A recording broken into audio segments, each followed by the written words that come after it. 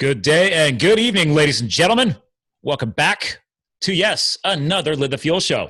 So, sorry, guys, I just keep rocking the podcast. I am so full of podcasting power in the month of March here as we're recording this that I am now have enough shows done for the next month. Like, I think almost 2 months. We've been busy for 2020.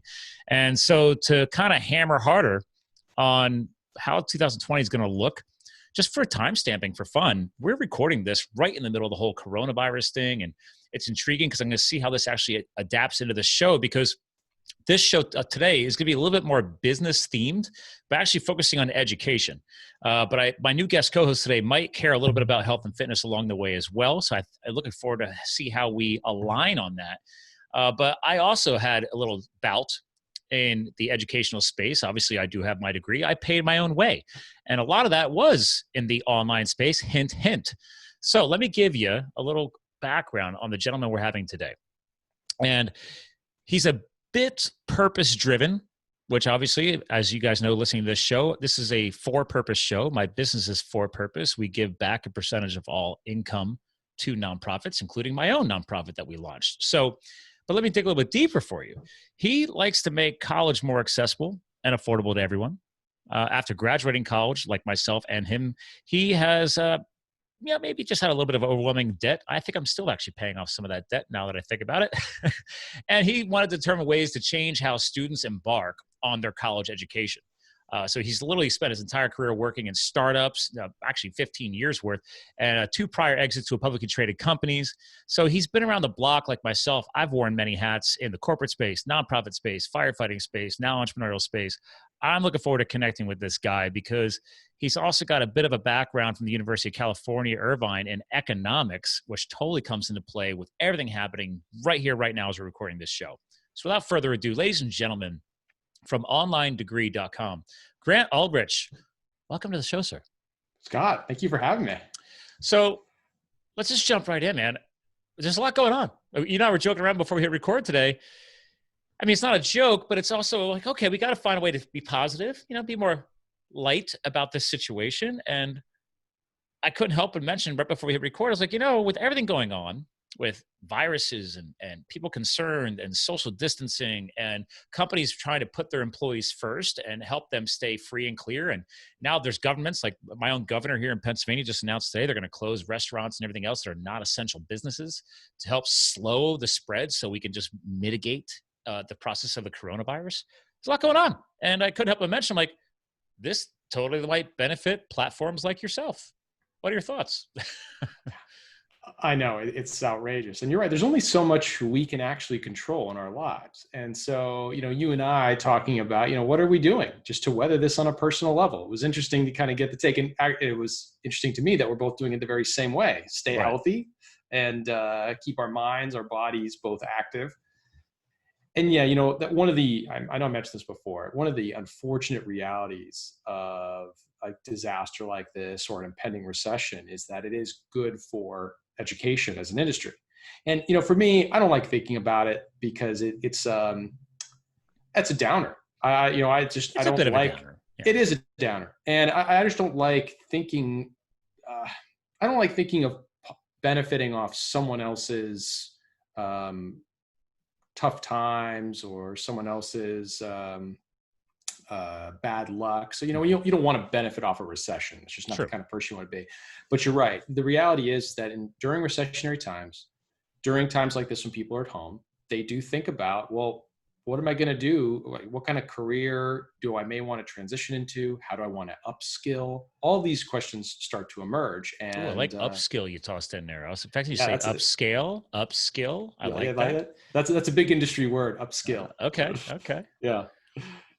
So it's a reality. Yeah, I think a lot of people are probably going to be asking themselves that, not only in the short term, but what if some of these, we're just in the early innings of what's about to happen. And what if their career, their job gets wiped out? I mean, if you work at a restaurant, what's going to happen if all these restaurants shut down, or if you work in hospitality? These are really concerning things that I think people. Which is happening right now.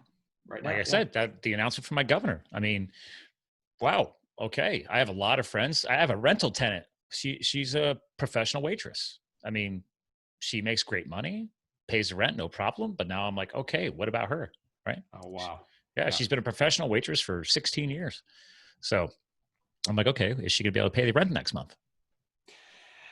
Yeah, I'm a little worried. I heard there was a study where something like 70% of Americans only have $1,000 in savings or Mhm. less to weather a crisis, and that's terrifying. And I think that I think a lot of nonprofit organizations are going to be very busy in the next few months. Yes, I'm not going to stop donating. It's funny. I mentioned this in the intro. Like I started a nonprofit. Actually, April I founded it a year. So coming up on a year ago, I founded my nonprofit because I'd already had switched my company into a for-purpose business model after going to some great events out west called Thrive, Make Money Matter, founded by a gentleman by the name of Cole Hatter. I'm just teaching entrepreneurs how to you can align yourself in a nonprofit initiative or a for-purpose initiative, right? With that alignment, you don't realize it actually helps you grow your success. So he's like, it's up to you if you want to hard code your income or whatever into that initiative. But think about it. He's like, if you say, great, I'm going to donate 1% or 3% or 5% of my gross income, and that's what I'm doing. I have 5% of my gross income. It has to go to a separate bank account. I've been doing it for years now. And then I decided, well, wait a minute. I'm donating to all these other nonprofits. Why don't I start my own foundation? So now it all goes to the foundation, a legit 501c3. It was never on the goals list. It just kind of fell in there. But because there are people trying to give back and there's are people trying to look for structure and organization and trying to figure all this stuff out. And admittedly, I can thank me studying my marketing degree to understand more about nonprofits. I've been on boards and I've done a lot of volunteer work over the years, but I'm tying this back to you because when I first started going back to school, the whole virtual learning thing was still kind of unfolding. And the whole, oh, well, all of a sudden, like 2 years in, I was doing classes on nights and weekends to do this BS in marketing and psychology. And I took some courses on nonprofits and then next thing you know, like the next year, like, oh, well, we're going to switch to a virtual hybrid. That's right. Hybrid format where we're going to start doing only one class in person a week. And then the rest is going to be online. And I'm like, well, I'm a techie. I'm cool with it. But how many people are cool with that? Right. So now when did you kind of unwrap that bubble as far as your online focus? Like when did that happen? Let's go back. Yeah, I think that actually the realization that education is going to go online was decoupled from coming up with the actual business model. Because I actually, I knew for such a long period of time that online education is the wave of the future. Okay. Just like it's changed every industry, it'll change dating. It'll change every facet of how we interact with one another, how we interact with education. I knew that was going to happen. And we see that in the data. I mean, higher education as a whole, it's a massive industry, $700 billion industry. I mean, there's very few that are that large. And it's actually in decline. The only segment that's been growing is the online portion. And every year, I think it's only now 50 billion of that amount, but it's growing rapidly. So I think we're going to see a huge sea change where, we were just joking before that we're both Gen X. Mm-hmm. In our lifetime, that was weird because we came in and that didn't even exist. And I think when I first went to school in the 90s, there was no online anything. There was no online, yeah. So we were the first to see that transition. And what's crazy is by the time that we're, old men, it's probably going to be almost exclusively online. Which is interesting because I'm still seeing a lot of universities invest in their properties and expanding buildings. So there is obviously a high demand for education. And that's a whole little element I wouldn't mind seeing your feedback on this show is now fast forward. I mean, I'm 42. It's 2020. What I've learned and had to teach myself as a lifelong learner is something I like to promote to people. Self-study is that everything I do in business now was taught by myself. The education I learned from marketing, even though it was nice, none of that connects today. You have to stay current. You have to stay fresh. So I tell people all the time, like, great, I've got that piece of paper up on the wall, but does it directly connect to what I have? And there's interesting ways of looking at it. Yes, because I proved to myself that I could commit to a program. I could complete it, whether it was hybrid, online, in person, whatever. Did it on nights and weekends when I was working a full-time career. So prove that I could bust my hump. So there's a nice little, I'll say brain boost, confidence boost off of that. But I did it originally because I had such a great resume and I'd worked my way up in the corporate space, but I never finished that degree from the 90s, right? So I was like, okay, let me go back. Let me be the first person in my family to have a degree. But fast forward to today in entrepreneurship, there's two schools of thought on that, right? The hard knocks thing, like, hey, I can learn anything online nowadays. You got YouTube University, they call it, it's like I can just search for on YouTube and learn it. So how do you guys address that? Because I still promote education if it applies, obviously from online education and degrees. Like my wife, she's a vet doctor. Dude, you can't just say, oh, I'm going to open up a vet business one day. You might want to know something about medicine and animals and anatomy, just throwing that out there. But like, what are your thoughts on the business side of things? Because I think online education and degrees totally apply, especially to big corporate world where I used to be. You cannot climb that ladder without some pedigree. But nowadays I've seen some companies say, well, let's also see some of that real world applications and job experience. How are you guys addressing all those discussion points right now? Yeah, well, actually, I think you covered the whole gamut. I mean, Yeah. You and I have a bit of a network bias because we're both entrepreneurs. Right. And so, we look at that as lifelong learners where we go out and we say, well, you can learn, like you said, anything on YouTube or in these platforms. If you are dedicated enough, you can learn how to do anything in the world through all this freely available content. Podcasts, audiobooks. Yeah. Incredible time to be alive. Yeah. But so because of that network bias, we assume that everyone is going to be able to pick up, learn anything, new career, become an entrepreneur. But the reality is most people, like you said, work in a large organization. They want to work in an organization, and the degree is still king. And so that's what hasn't changed. And it's funny that you touched on is that a lot of the intangibles of getting that degree, the things that are associated with getting it, not the degree in and of itself, are so important when you're hiring. Like you said, it shows a lot of determination to go through, complete a degree, have the not only the wherewithal and the intellectual acumen, but the actual hard work that's involved with that. That shows a lot about someone. And they do study after study. And aside from some of the tech companies coming out now and saying, oh, we don't hire based on degrees, even though they still do. They do. Yeah. It's still the number one consideration, or at least a threshold you have to meet when you're getting a job at an organization or to move up. It's just there. And, and it's you could argue that's not the world that we want it to be in. Maybe there's other merits that we can hang our hat on, so to speak. But it is the world we live in today. And that's why it is so important, because you've got so many people who want to go back to school, but they just can't, because right now in the current system, the cost benefit of going back to school has completely been thrown off. Yeah, it's interesting. So now that's one thing that I found the traditional brick and mortar universities, I'm just going to go ahead and say it, sucked at it. I mean, yeah. Because I was already a professional coming back to learn. They were not good at assigning a cost benefit analysis. They just said, oh, you got to get your pedigree, aka degree. And it's like, I understand that, but now that I had a brain in my head, I had the knowledge, I already had too much knowledge. So I'm like, okay, can you extrapolate a cost benefit analysis on that? Like, I knew what that meant. I need a degree to tell me that, because I was already living in the real world. Like, I was already managing 30, 40 person teams. I was already coaching. I was already a business coach in the corporate space, coaching and developing employees for them without a degree. So I'd already done a lot. Like, I was making more money than my friends who had degrees. So yeah, it was a weird conundrum where I was at. That's why I was intrigued about this chat today, because I was like, well, is anybody actually trying to answer those questions? Because it is not an easy one answer across the board. I understand that. But there's so many people out there that I feel maybe weren't older like I was, that are also struggling. Like, I was probably 26 to 30 when I finally finished my degree. And that was before I left it all behind and went to go be a firefighter, but I wouldn't do it until I finished that piece of paper. I'm like, nope, close that chapter before you go try this adrenaline junkie thing to see if you're going to fall in love with it or not. And then obviously I did it for a couple of years. I'm like, okay, I could do more, and made a different path and became an entrepreneur. So like, how do you guys help people with that? Is there resources coming forth to help people kind of work that through their head?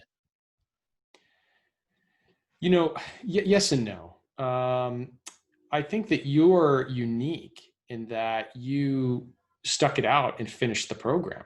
Where right. I think is more common is that people take a little bit of, take a few courses and they don't end up finishing. They get into the workforce, they begin working, and life happens. You get responsibilities, you get kids, you get a job, you get a dog, all these different things, debt, all these different things.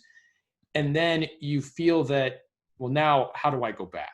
That was actually me in 2005, 2006, because I had originally tried school in the 90s and then stopped, worked my way up into companies. And then like, okay, let me just start taking a couple classes again, see if I can get this thing going. And it took me until I graduated. Ceremony was January 2010. So there was a big gap in there. So. Oh, okay. Yeah. Well, that's incredible that you were able to go through that. Not now, of course, after getting to know you, I'm not surprised by that. I'm my own worst self-critic. Me too. But isn't that something we could pause on real quick? That mental fortitude, right? And this is not about patting myself on the back or you, but like people hearing this, here's the thing. I'll go ahead and say it. The millennial generation is our next largest world-changing population after the baby boomers. Us Gen Xers are kind of like, we said it, like that go-between. Yeah. So I'm taking on part of my legacy message with the show and everything we'll do is like, what can we pass on?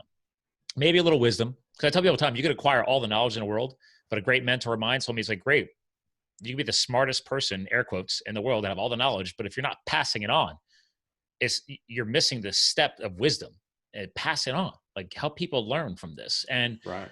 A lot of the millennials, especially in the job hiring sector, because I used to do hiring and everything else, they're somewhat getting a bad vibe. And now it's actually some funny TV commercials I heard coming out where the millennials are actually like reading social media comments on a commercial and then laughing at it because they're literally reading people busting on them. And my biggest thing there is I'm excited because they want to change the world. But I also feel that there's a little bit of loss. They're feeling a little bit lost, misdirection. They're going right for purpose and not maybe skipping some of the essential, road building processes, right? Like you can't just say, tomorrow I'm going to have a brand new highway. Well, might need some engineers, might need some raw material, might need some time to build that amazing feat. So what are your thoughts on all that? Yeah, the millennials, I thought it was genius there. I was speaking with a millennial and he said, I got to say, as a millennial, it's actually not so bad. I mean, everybody on the planet thinks the worst of you. You can only do better. I'm laughing, but that's sad. That's a shame. It is. It is. It actually is sad. And when he said that, it really changed my whole perspective on them because I think, like as you said, every group looks down on them for whatever reason. Come on, we were ripped on. We were ripped on. Yeah, come on. Of course. Yeah, it's part of it, right? A lot of that's part of it. That when you're the youngest generation, it's like, oh, kids these days. Yeah, like, But I have to say, the millennials, and tell me what you think of this is my assessment. I think you've got a lot of people who are idealists, which is a good thing. They look at the world, they've got an ideal view that they want to manifest out. They're not beholden to these constraints of what we would typically look at, like, oh, well, you have to go, be this kind of job. You have to be responsible. You have to family. Like they've kind of transcended all that. Mm-hmm. And of course, it appears that they're very self-centered, and especially because they've grown up with all these tech platforms that are inherently self-centered and it does have an effect on your attention span. And social connecting ability. So that too as well. Yeah. Right. And so you've got all these do-gooders who want to make a difference and who want to work on interesting things. But yeah, I think that there is a disconnect because we've also lived in the greatest and most decadent period in all of humanity where you can be in your mom's basement for 10 years on a computer and your costs are low and you don't necessarily have to get that kick in the pants like many generations prior did.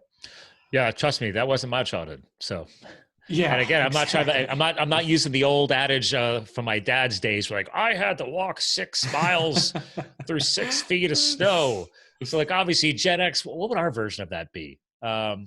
Actually, I did get a car at 17. So I worked 2 jobs from 14 to 16 to save up money for my first car.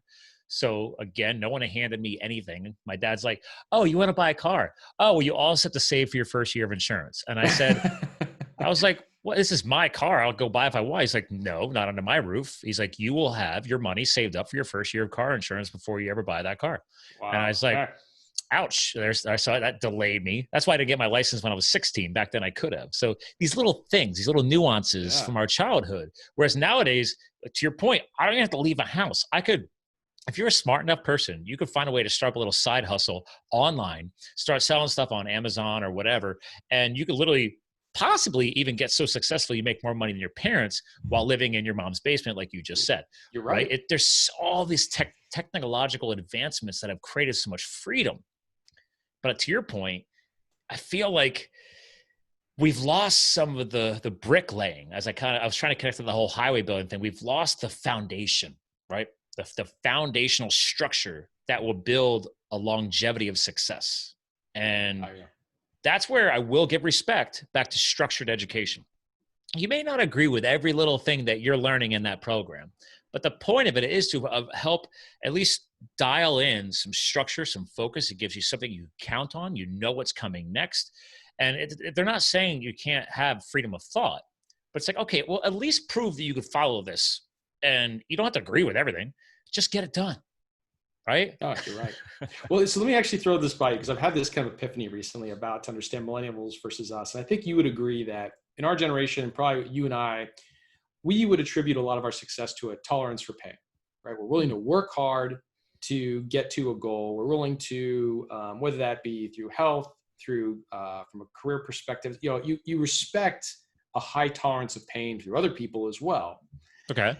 And so I always thought that was a huge advantage. But you look at the millennials, and I think for them, there's a lower tolerance for that. Like, hey, why am I going to be suffering through all this, right? Yeah. And at first, I remember I kind of resented that. But at the same time, I actually have to say there is a corollary benefit to that, because I think that you and I would agree, we would become susceptible to enduring something that's not good for us over a long period of time, because you're used to being able to tolerate a lot of pain. So you could go down a road, whether in business or your life, and deal with something that is absolutely caustic to your personality, where they would never tolerate that. In fact, they're trying to take the fastest route to anything. And actually, I kind of respect that. Well, yeah, they're looking for the hack. I hate to keep that word has been blowing up in the past 10 years like nobody's business. Hack this, hack that, hack your health, hack it all. And it's like, okay, let's just slow down. Because I am an efficiency guy. But I agree with you. Yes. There's getting from point A to point B in the most efficient way. But there's also some power in hitting the speed bumps and the roadblocks along the way. Because if you try and hack that and skip over all of it, you're missing some of the most powerful lessons. And that ties us back to entrepreneurship, right? People think the entrepreneurial thing is this most amazing thing ever. And I'm like, yes, if you have the right mindset for it, because if you think you can hack entrepreneurship, you got another thing coming, dude. You have to be ready for these roadblocks, speed bumps, or literally smacking your face right up against a brick wall and having to start completely over from scratch. And that's what people are missing. That's true. Yeah, they look at it and they see only the romanticized aspects of it, the big stories about XY founder or X startup is successful. But you're right, man. It takes an incredible amount of resilience and optimism and just a scrappiness to get through all this. Yeah, it's not easy. Yeah, I mean, you might be able to hear him. The listeners never get to hear him because of my microphone, but our Calvin the Coonhound, I got to tie him in, because 3-4 years ago when I first started the podcast, he would start howling and barking. I would get upset during a podcast show. But I realized through truth and transparency of my brand and who I am and my lifestyle, I want him to show up on the microphone sometimes because, I'm a dog owner. That's you. So, right? It's part of our brand. But also, he stuck it out. He beat cancer. We had to cut his leg off to save him. He's a tripod. He's now 11 and a half years old. As of this past Thanksgiving, he survived over a year now of cancer. And, so that's fortitude, right? He doesn't know any better. If you go out to the park with him right now, it's like he's always had 3 legs. He'll chase after another dog. He tries to run down deer. I'm like, dude, you got 3 legs, bro. Check yourself before you wreck yourself, So it's like these things that we're having fun with right now, but I want to tie this back in is that, I want to geek out a little bit about health and fitness too, right? For the fortitude piece, but actually let's connect that on this and just hit it on cancer. So I didn't realize in my 20s that staying ahead of my health and fitness mattered, because when we're all in our 20s, everybody's kind of pretty bulletproof for the most part. I mean, I never got to go away to college because I was working, but on the weekends I would go away to that college campus, like Penn State main campus where my buddy's fraternity was, and go party with those dudes, and then drive back on a Sunday night and go to the 9-to-5er while they're getting to hang and keep partying. So I've gone to the college parties.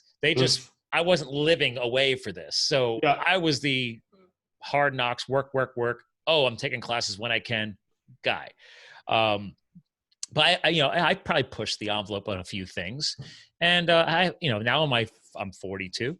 Yes, as you get older, things change. You got to stay ahead of the curve. The 20s, you can just let it happen. But I could tell you, if I could pass on anything to the 20s, the 30s, the 40s, just like we're talking about here, the roadblocks, the speed bumps, like, oh my God, if you could stay ahead of your health and fitness, or just keep it maintained this whole time, that is a huge variable that doesn't become a problem as you get older. So these people are crushing it and like climbing that corporate ladder. Dude, I was stressed out. I was a jerk.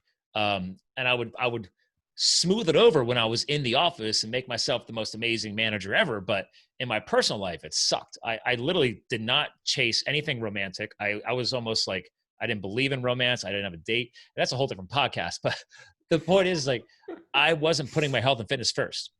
Yeah. And then when I hit my 30s, it was like, oh, epiphany.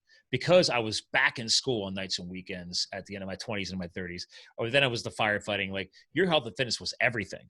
And to this day, now I carried that fast forward another decade in my 40s. I'm like, dude, like, I can sit here and podcast and rock 2-3 shows a day if I wanted to, go run a business during the day, then go out mountain biking at night, because my health and fitness is here. I have the necessary energy to get through all of that. And I'm intrigued how we want to roll this into the show, because that is something important to this show and the audience. And I do believe whether it's millennials or even the Z gen nowadays, I think that's the new one, right? Z? Yeah. I think so. Yeah. So millennials and beyond, and also our fellow Gen Xers out there, like, guys, classic quote, our health is actually our true wealth, because I can always make more money.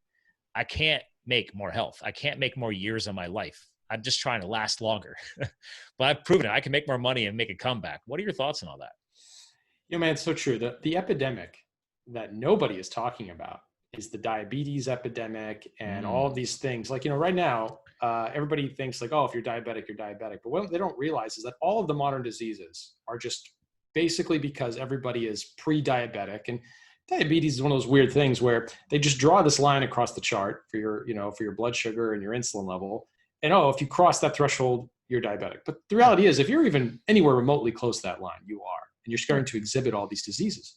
And man, you're right. Like the health problems that start to occur, not only just like the physical aspects that definitely have an effect on someone's self-confidence, right? But let's say you dispense with those. Oh, yeah. We haven't talked about psychology, right? The mental health side of that. Yeah. Oh, yeah, absolutely. Self-image. Just the longevity factor of being healthy all the way up until your until the day you die is such a big factor. In fact, I had children recently. I've got 3 kids under 3.5. And one of the exercises I did was I wrote them a letter. And I tried to incorporate, this is going to be for them way down the road. And I tried to incorporate a lot of wisdom into that letter. And one of the key tenets, basically I'll boil some of it down, is that, you have to live a life of happiness. And one of the tenets of that is health. And if that's not in balance, you're never going to be happy. And I talk about why. And so, yeah, man, I think that is something that is often neglected, and that you just see it. I mean, you really see it, like you said, in people that are our age, because that's when everybody's got a gut. Like when you walk down the beer belly. The beer belly. Yeah. For men, I don't know about for women, but for men, you walk in an airport. Dad bod. That's it. Yeah. That's it. I mean, it just becomes commonplace that everybody's got a gut. Everybody has got lean, no, not really muscle mass. Yeah. I mean, look at that. I know you're a truck. Yeah. So, I don't know what this gut thing is. I also quit beer 5 years ago, but that's a little tip. Good for you, man. Everybody's like, what? I'm like, yeah. So that's throwing that out there. Yeah. But it all comes down to is that I don't know about like what your motivation is. My motivation was really twofold. It was, one, my personality is, if I know the best way to do something, I can't not do it. And so when you go down the rabbit's hole of health and you understand all of the health benefits, well, if I eat sugar right now, what's really happening in my body and what that's going to do? Biologically. Yeah. Exactly. And chemically. And then the second piece is that, yeah, man, I'm like, after watching some of my family members as a kid, I am definitely afraid of being in a hospital the last 10 years of my life. I don't want it. And so that really motivates me where, yeah, that is a top of mind thing every day.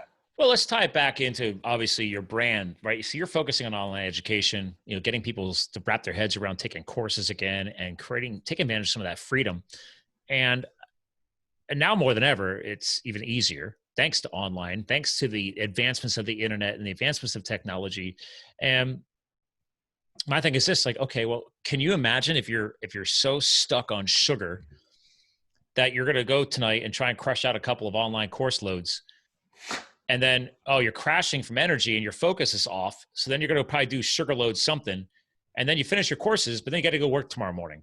So now you still got all that sugar in your system because you just pushed through the classes, which now your sleep cycle is going to suck. So then you're going to go try and go to work tomorrow. And then it becomes a cascading effect. And then it impacts actually your course's success, your educational success, which then in turn impacts your professional confidence, your psychology. I could keep going. And it's like, guys, like, if you just check off the health thing as like, okay, I got it. Oh my God, you free up so much freedom and less stress. And again, back to energy. You have good, clean, high burning energy. So you can do stuff like I did, go back to school in my late 20s. And because I was literally teaching spinning classes at 6 o'clock in the morning, then going to my corporate gig, managing people during the day, and then taking two classes a night. It was an accelerated online program that my local university had launched. And they actually won awards for it because they said, well, traditional schooling is, what is it? Still 16 weeks, right? Right? Yeah. It could be. Semesters. Traditional semesters can be. Right. I don't know. It's changed probably, but back in the day, it was always 16-week semesters. And they say, well, wait a minute. You're an online education and you're an adult student. So you already have certain thresholds achieved as an adult student because you already know how to work hard, follow a schedule, blah, blah, blah, blah. So the professors, like, they literally came out and said, like, listen, I shouldn't have to waste any time on trying to tell you to meet a deadline, do this, do that. Like, you're an adult. All right. I'm going to go ahead and assume you have a freaking clue. All right. So he's like, let's focus on just the courses and the knowledge. So he's like, you can do 16 weeks in 8 weeks. Yes, it's accelerated. It's a little bit more intense. But if you want to take this seriously and you want to get this thing done, so that's what I did to finish my education after all those years. Like, all right, bunker down, man, I'm all in. Let's do this. But I had to have my sleep dialed in, my health dialed in, because I still did the spinning, the corporate gig, and the classes. It was crazy. It's so true, actually. Now that you bring that up, that's something I always discount. I kind of forget how statistically unhealthy so many people are in the country. You're right. I forget about things like that. We do not set a good example for the world we don't. At all as a country. And I love this country. I love this country. You're right. But you're right. We got a real problem. And, but you're right. I rarely think about that. And that's true. I mean, what is the capability you have after you take care of your health? And you just touched on all those different things. I mean, it's amazing. Well, heck, dude, you being an entrepreneur and being a super dad. You say you got 3 kids? Yeah. Yeah, dude, all you, man. Oh, well, thank you. Yeah, no, I was like, I'll take my Adrenaline Junkie Sports and I'll be the cool aunt and uncle because I can play with those guys. And then like, oh, you're annoying. And I give it back. Give it back to me. I don't hide it. And it's cool. I think the world does need cool aunts and uncles. And my wife and I will be happy to fulfill that need. Oh man, you're going to come over and I'm all you do is I'm going to issue you a kid as you come in the door and this will be yours for the weekend. And then Oh wait, whoa, weekend. Whoa, let's just slow your roll here. Okay. You're freaking me out. I've got a 2-day minimum to make sure you stay long enough to help.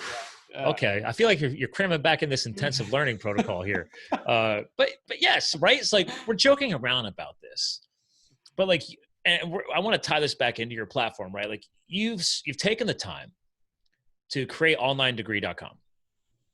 And obviously you did this before deciding to fire off 3 kids, right? Is that when it kind of started? What was your founding? I don't even know. It did. It actually happened right as my first son was, my wife was pregnant with my first son. Okay.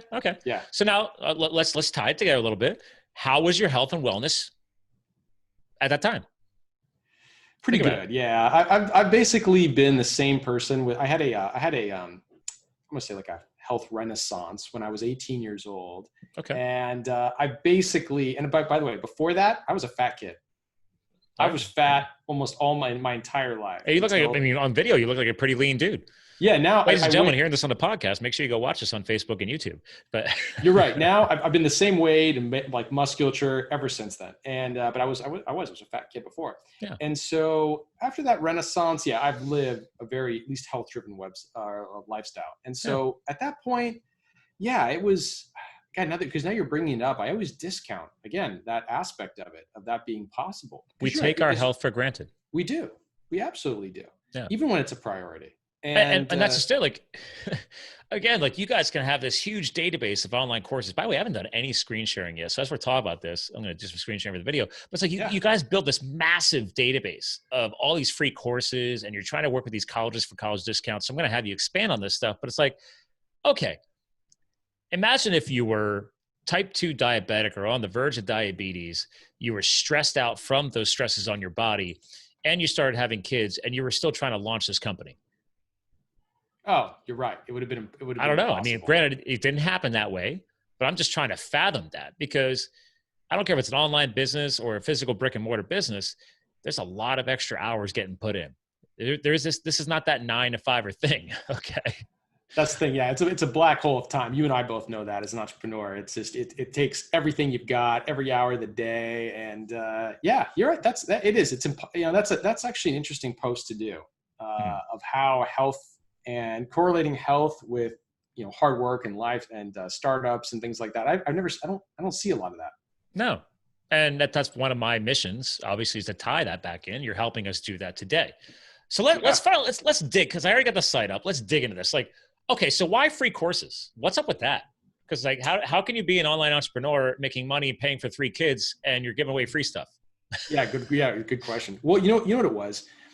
I was trying to solve a problem, and when you try to solve a problem, you look at the issue and you say 35 or 40 million working adults, depending upon the estimate, need to go back to school. Or want to upskill. There's that word again. Upskill, like it. Upskill. I'm using that when this show goes. I'm taking notes. Take that. I wish I came up with that. That's okay though. We're going to use that. And but they're not taking that first step. They're just they want to make their lives better, and this is in the face of huge macro trends that are detrimental to the American worker. I mean, think about it: globalism, robot automation. Like these things have significant impacts on, or a pandemic, a viral pandemic. These things have huge implications on the job market, right? I mean, just to give you one scary statistic, trucking, there's 2 million trucking jobs in the US, people making $80,000 a year, right? It's a tough job. But it's a good salary for the average salary. That's right. Yep. It's a tough job, but it's a good salary. And they estimate within the next 5-10 years that those jobs are going to be wiped out by robot convoys on the road. It's happening right now. Which I'm going to tell you right now, 10 years, it might take a little bit longer than that, but it's still a concern. It is. Yeah, I've read the articles. Funny. Yeah. Well, what's funny is that I know a lot of people kind of fall into camp. They think it's kind of delayed, but there's convoys on the road now. I mean, it's going to happen faster than we think, right? You and I would agree. Yeah. What are these people going to do to go back into the workplace? 2 million people, right? At that kind of a level. It's scary. So I knew that you have to overcome as a working adult so many of these impediments that exist to get an adult to change their habits and do what they know they need to do. And, one of those is the psychological impediment, right? So let me give you how online degree works, then I think it'll make more sense. Yeah, there we go. So anybody can get started in 60 seconds without interviews, entrance exams, get started taking as many college level courses as they'd like that could get them credit towards their college degree. And we also organize discounts at universities across the country to further lower their burden, basically saving you, anywhere from 30 to 40% on your degree. And we do it all for free. So how do you get the 30 to 40% thing? Is because you've already proven these people were willing to commit to at least your platform, and you're creating that affiliated marketing association because you're kind of making their lives a little bit easier as a university onboarding people? Or yeah, so the way I'm intrigued. The reason, I can explain the model. Well, the way to look at this from a student side is we're a modern alternative to the junior college system. right? Because that system is just totally broken. Wait, when you referred, let me pause because I think I might have been that guy. I started actually at a community college. Right. Would that be junior college? Yeah, I'm sorry. Community college, Okay. junior college. Well, I mean, Same there's thing. different terms, but yeah, I just want to Yeah, make that's sure right. for people hearing that. And That's actually, right. that is a system I wish I would have used better. Just throwing that out there. Well, it's true, right? Because that, I mean, really, when you look at it up until now, that was really one of the only names and like the only ways you could really lower the cost of schooling and be able to maybe, have it more flexible in your own schedule. But things have totally changed. And the community college system, I'll get your take on this, is really broken in so many ways because it's not so cheap. I mean, you still have to pay a decent amount. Oh, yeah. It is not that accessible because it's a government institution, and government institutions are always behind the times. They're not able to adapt quickly enough to make programs online. And most importantly, because they're government run, they don't treat students like customers. And so they don't provide all of the awesome support and things that you need to help get you to where you want to go to get to that four-year university, right? They just... I agree with that because I was a very, at the time, was the largest community college on the East Coast from the stats back then was Northampton Area Community College. We called it NIC-NAC or NAC. Anyway, it was right here in Bethlehem, Pennsylvania, about an hour north of Philadelphia. And they were a great school. They still are. They're still kicking butt. They've now I think they have 2 or 3 campuses now. So they're not just one place anymore.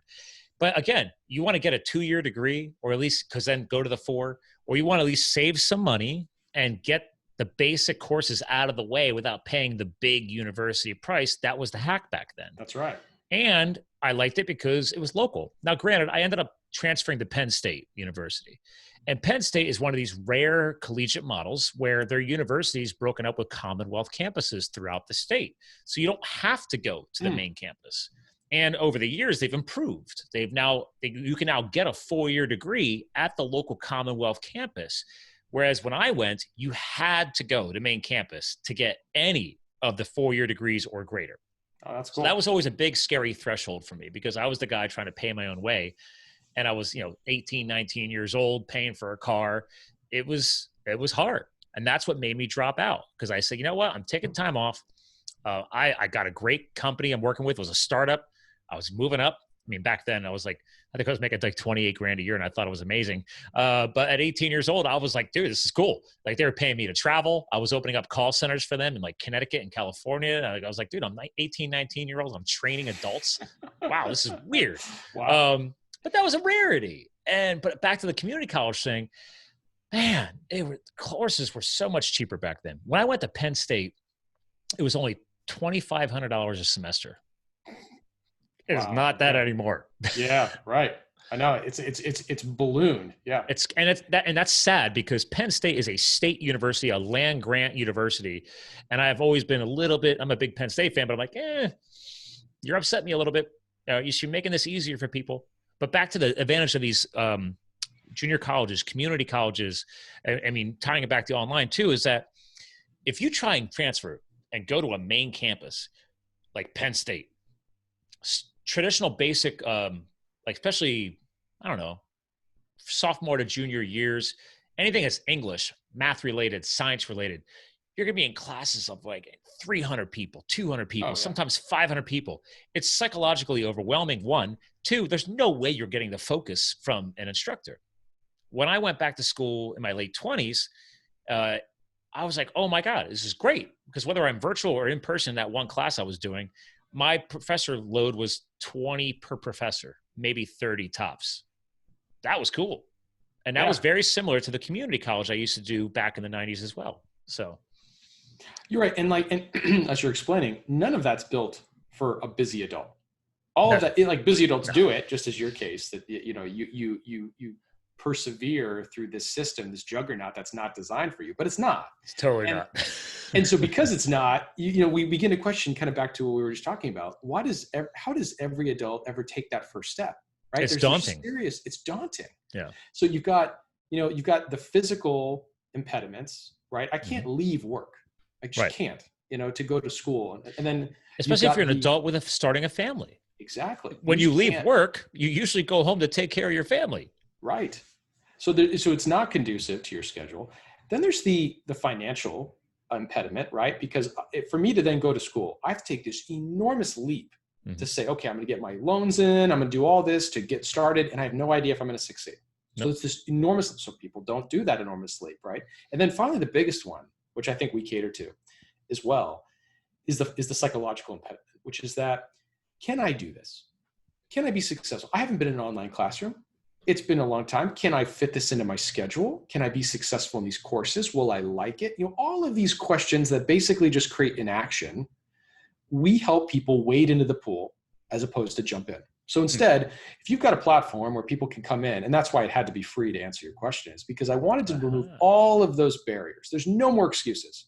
Anybody can come in, just try it out. Go take a course on really interesting stuff, robotics, computer science, all these interesting topics. Now, are the free, this first year of courses, is that the same across all domains? All of the courses on the site are free. Are they credit chaining courses? So the way it works is we're considered a non-collegiate provider. So we go out and we've created these 15 courses. We've got an academic advisory board, all comprised of professors. We could create all these online courses that you can take 24/7 at your own pace, at home, anytime you want. Okay. And they're all a series of video lectures. And then what we do is we go and we work with universities to accept our courses for credit as partners. So when you take the course, let's say there's up to 44 units of credit you can get. It materializes when you enroll at a university. So we're not a credit granting body, because that's only for universities. That's what I was trying to clarify. Okay, so you build up the database for that student, and then you present that to the universities to see who's going to recognize it, who's going to approve it. And then if they recognize and approve it, which they do, then you'll get the accreditation, which goes into whatever program you were looking to apply into. Exactly. So if you're a student, you come to the platform and you can look at all the schools we work with, and you're more coming on board every single day. And what's great about this too is that we've handpicked these schools that are the most adult friendly. So we're going after those schools. And what I mean by adult friendly, what does that mean? Well, I think it's more small to mid-sized universities, right? It can be, but even some large ones too. You know what it is? It's actually more about the size. It's more about, one, are they online? Do they have good credit transfer policies? Because a lot of schools, let's say you did take 2 courses at community college, most universities, they don't accept them. That's also back then when I did it, it was a lot harder. Yeah, that's right. I found out the hard way. I was like, dude, I just lost like a few grand. That's right. Because I was making the community college happy, but I wasn't making my transferring full accredited university happy. So that's right. And that's one of those sad facts no one talks about the community college. Again, back to that it's an outdated, institution. And so, there's all these things additionally that make it, adult friendly. There's support systems for adults. It goes on and on and on. So now you can go on there, pick one of the schools that's there and say, okay, this looks like a great school. See how our courses map. We organize a discount for you as well. And just make it so easy to save that 30 to 40% on your degree. And again, a pathway and plan that was built for a busy adult.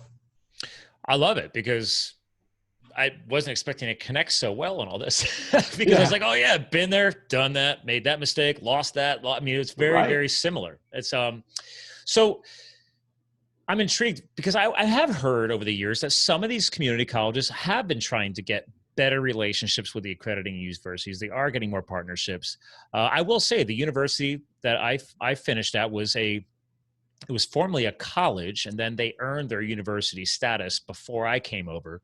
And then, yes, they actually accepted almost all of my old community college credits from the 90s and my Penn State credits from the early 2000s.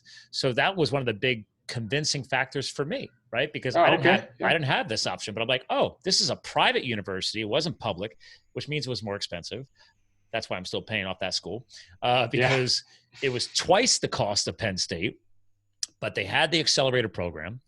They found a way to really get all of my courses worked into my transfers. So they really helped me feel more valued coming in. Now, granted, after that, because I was taking my time, I ended up changing majors like 2 more times. But, eventually I got to the point where I'm like, listen, that's normal. I've got course load done. I went from like IT management. Actually, I was originally an engineer at Penn State. Then I went into IT because I was working for a tech company at the time. Then I went to try and go with like a managerial level of that, executive level of that.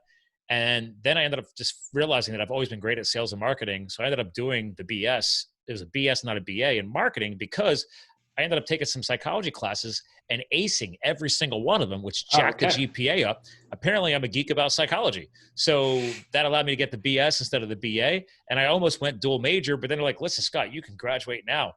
Like, why would you want to wait another year and a half unless you're going PhD in psychology? There's no point. So I did have a great advisor on that. And I was like, check, I'm done spending money.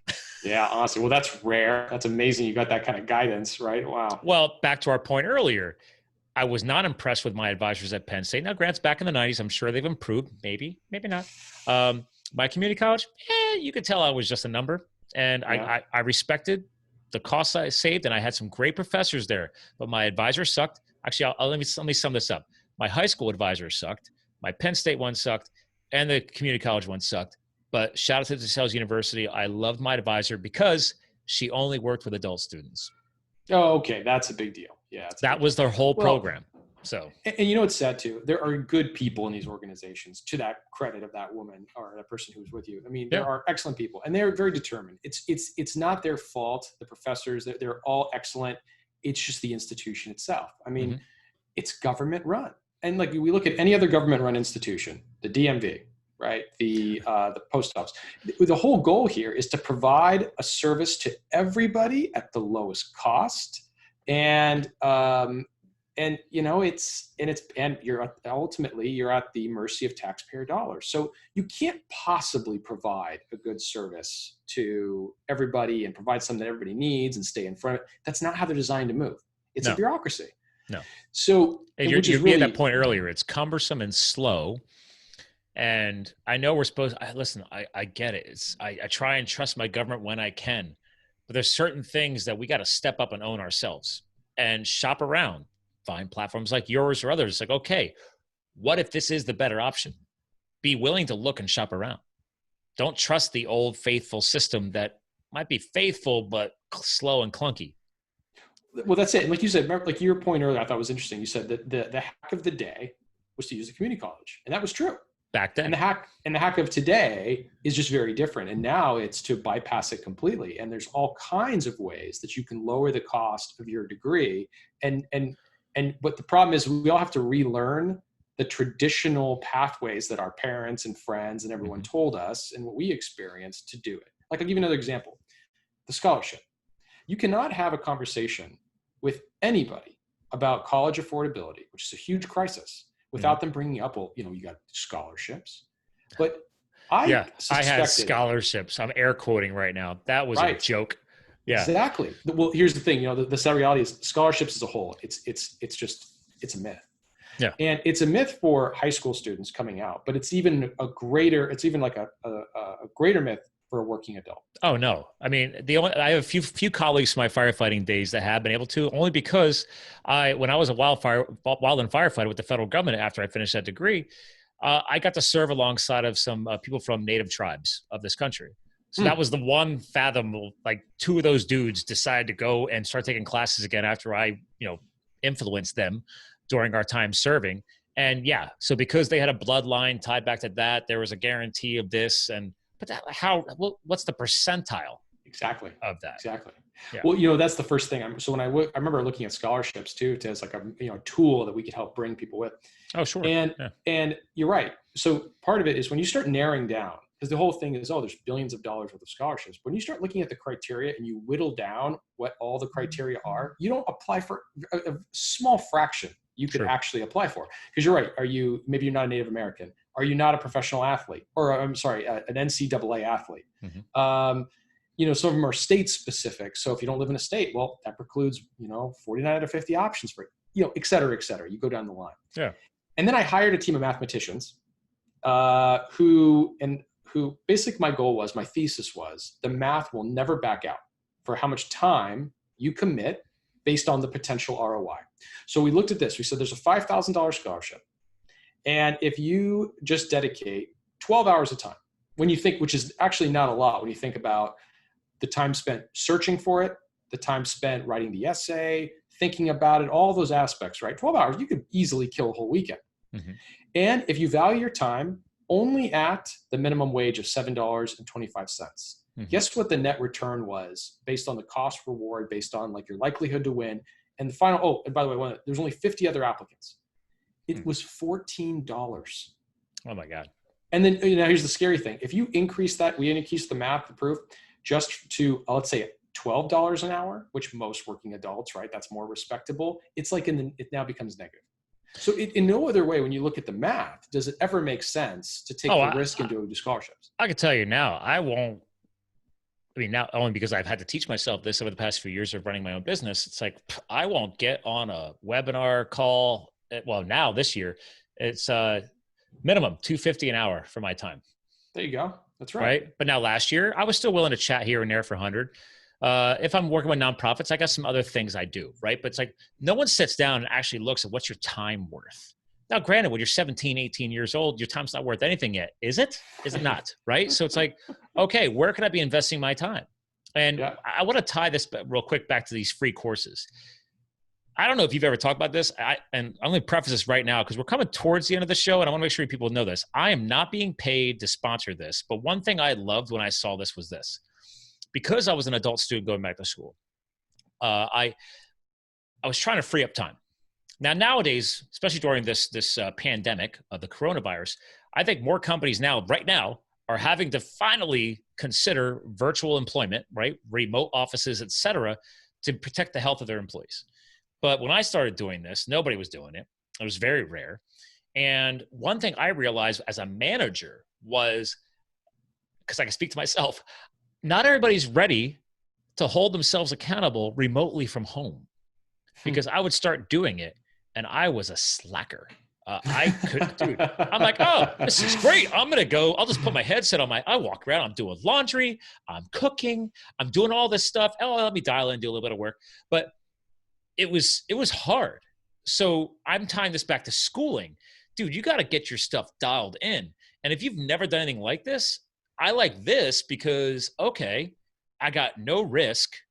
I can start programming my psychology and my mindset to start understanding what it's like to literally, air quotes, like work remote because I have to work on these courses. And I can start figuring out as an adult how to dial this in, or even a young student as well. Like, this is what it's like to do online learning.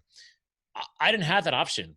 When they started switching our course loads to hybrid, I had to start logging into this special site and doing it. There was no like, oh, here, we'll give you like 6 months to figure it out. Like, no, dude, you better submit these courses, get it done. And they didn't tell us like how long we should study remotely. I had to figure all this out.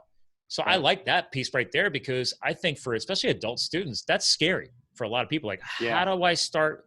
How much time should I dedicate to studying? And how long is this going to take?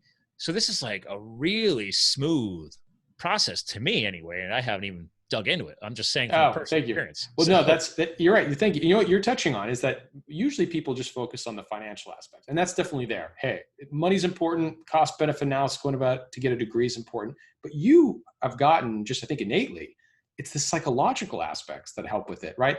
Yeah. Like, can I be successful? I don't want to go in and start taking a course, get a bad grade, and then have that be on my record. Right. Oh, yeah, right. I'd rather just go in, no pressure, no stress, start taking a course just to learn and have the benefit that if I pass, I can, apply that towards my degree. Yeah, I didn't have that option. Your GPA is your GPA. That's it. That's you can't just say, hey, could you just like whitewash that one off my record? Like, give me a second go. It's cool. Right? Like, do I got to tip anyone? Like, no. Right. That wasn't an option. It's like, dude, you better bust your hump and get it done right. I mean, you could try and go back and take the whole course all over again. Oh. I think they did allow, but there's another huge, right? That's another, I mean, I was accelerated. So that's another 8-week commitment, doing that class all over again. And actually, now that we're talking about it, I think I did that once. It was some kind of advanced, in-depth financial accounting. Dude, this is why I pay an accounting agency to do my stuff. No, I respect people who get degrees in finance and can sit there in front of a computer and crunch numbers, because I just want to smack my setup against the wall. My head like, no, I can't deal with it. But I had to do that class. I did that class a second time just to show a better GPA. So I haven't thought about that in a while. But see, like, why should you have to do that? Like, I wasn't ready for it. I was not ready for the amount of studying and course load that piece of my program was about to dump on me. So yeah, it's crazy. Yeah. Well, so yeah, that's it. It's just it really is to just knowing us, right? Working adults, how do you pave that way to make it as easy as possible for people to take that first step? That was really the goal. Yeah. And so, yeah, certain things you have to make, it has to be free, accessible, cool courses, all those things have to be part of that in the DNA to make it work. I like the one when people go to your first site here. It was, hold on. I was actually intrigued. There you go. Biology, organisms, and ecosystems. Only because I'm such a health nut now, and I'm geeking out about gut health and gut biology and stuff like that. I'm like, I might want to just take that one for fun. Yeah. They're really cool. There's a lot of cool ones. Yeah. And that was the other thing too, right? I remember we're first creating all the courses, and I'm meeting with all the academics and the advisory board, and people are throwing out algebra and things, which, granted, to their credit, are things that you need as your gen ed requirements. But nobody wants to come out of, no one wants to come out of college retirement to go take an algebra class. That's not interesting or fun. And I had to. That was painful. Oh, you did? See? Yeah. Oh, my God. I was like, hold on. I mean, I crushed trigonometry in high school because I studied microelectronics technology at a vocational technical school. So that was the other thing. I love seeing technology schools make a comeback because we need that. Now, it is not just all about the BSs, but we need skilled labor as well, but from a technology standpoint. So I ended up crushing trigonometry and stuff like that. But then all of a sudden they want me to take calc and algebra. And I'm like, what? Like, I hated it. I was like, this is awful. Right. And I'm not using it right now at all. So that was a little frustrating, just a little bit. Oh yeah, of course. Well, listen, so Grant, we've been having a blast, but we do have to bring this show to a close because I'm sure you have a night. I got a night. You got 3 kids. I don't. But so I ended up having more of a blast today than I realized it. And we ended up connecting a lot better than I realized. So this is super cool. Thank you, man. Well, I asked my guest co-host to help close the show out. So, and I kind of hinted at hey, why did you even come up with all this? Why was it so important? You helped us understand. But now this is your opportunity to close out and say, you know what? And it took me 3+ years of podcasting to come up with this. I was calling it your final words of the show. But now I've realized since starting my foundation, and also we talk about giving back to the millennials and beyond is, what is our legacy? Like, what is our legacy message we want to leave behind? So it doesn't have to be perfect, but it's everything you're doing right now, why? Like, if people forgot everything else you and I talked today, what would be a final words or some, legacy message you want to leave behind? Wow, that's interesting. This is the way you're asking me this. I don't think anybody's really asked me that, but it's timely because that letter that I've been writing to my children, and what we come back to is happiness. And that's what's weird about all that is that it's so intuitive that we have to be happy, and yet it's one of the hardest things that you can see people try to achieve. Because I think a lot of cases people don't really know themselves. I think that's a sad thing. Like they kind of live their lives papering over, never going through introspection to really know who they are. And I think that's key, right? Because if you know who you are, you can know how to be happy.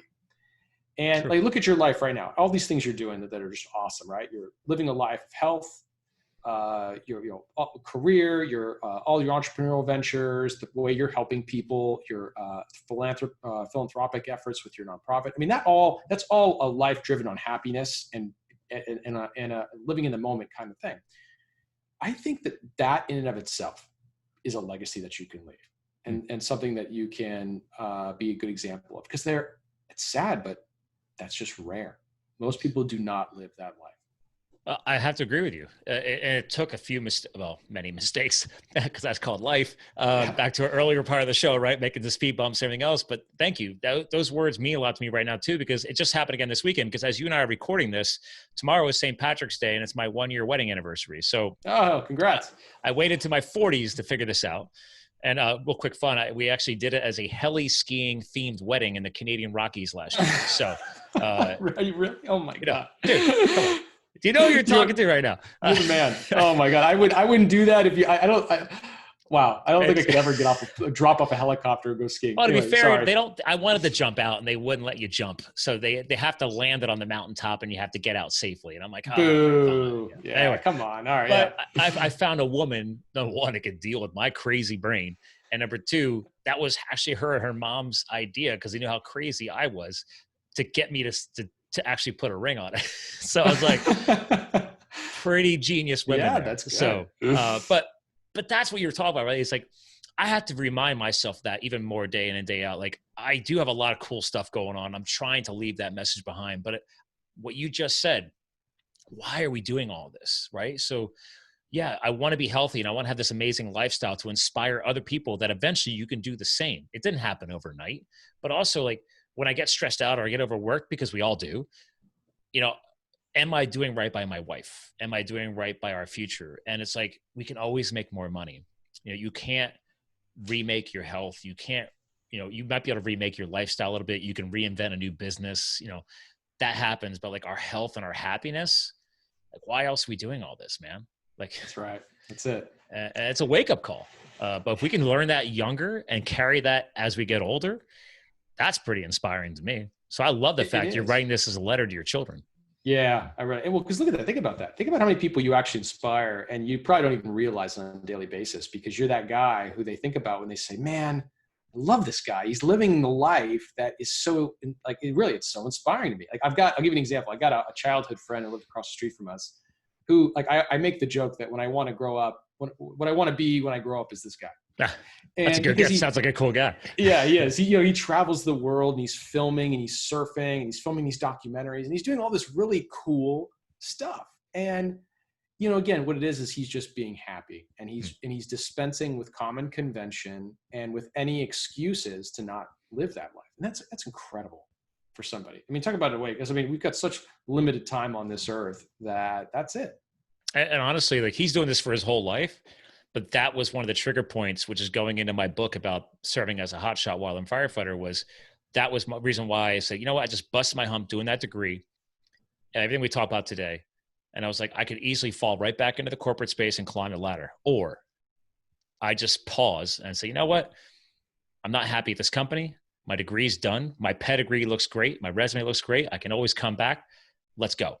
And that was a big epiphany. And that was a big inspiration behind this book that I'm trying to finish right now, is because it's all going to be donated to nonprofit activities. But it's like, wake up call, man. Like, why are we doing all this? Let's do it now to remind myself that it's not all about the corporate career, the job title, the salary, and everything else. So, I mean, that's awesome. Yeah. But it sounds like your buddy is pretty badass. I like it. He is. He's totally badass. It still makes me wonder, like, man, am I happy? No, I'm happy. But Matt, you know what, though? People like him and we're inspired by people like you too, because I have realized that my wife and I are like, listen, we have no problem admitting we are selfish enough to know that we don't want kids. Like, we could be the cool aunts and uncles, but people who are willing to take that sacrifice to become great parents, I respect it. Sometimes I make jokes and I have fun, but I still respect it. And that's probably something that he probably thinks about too. He's like, I'm doing all this crazy stuff, but dude, look what Grant's doing. So thank you for saying that. Yeah, it is. It's amazing. But you know what? That's right. But again, it's not a necessity with your happiness. And man, I'll tell you, it's a lot of hard work. I love every moment of it, but it's a different path. And it's not for everybody, and that's cool. Yeah. So yeah. Well, listen, I've had a lot of blast today. Hang tight. I want to give you a proper goodbye off the air. Let me close this thing out. Ladies and gentlemen, Grant Aldrich dropping the mic today for you guys. I bet over all these years of podcasting for the regular listeners, you never expect me to dig so deep into online education, but we just did. And I think we had a fun time doing it. So make sure you check out onlinedegree.com. Again, I'm not getting paid to say one word of this because, again, this show is always free. But I love the fact that he gives you those free courses. And I just gave you hints at the end of the show. Wrap your head around it. See if it's right for you. See if you can get the psychological barriers down. Get comfortable with it. I love the model. Check it out. onlinedegree.com. Again, ladies and gentlemen, this show's mission is to fuel your health, your business, and your lifestyle. And we definitely did that today. And if I didn't, please message me and let me know why. So again, thanks for tuning in. Remember, you too can live the fuel. And we'll talk to you guys again soon.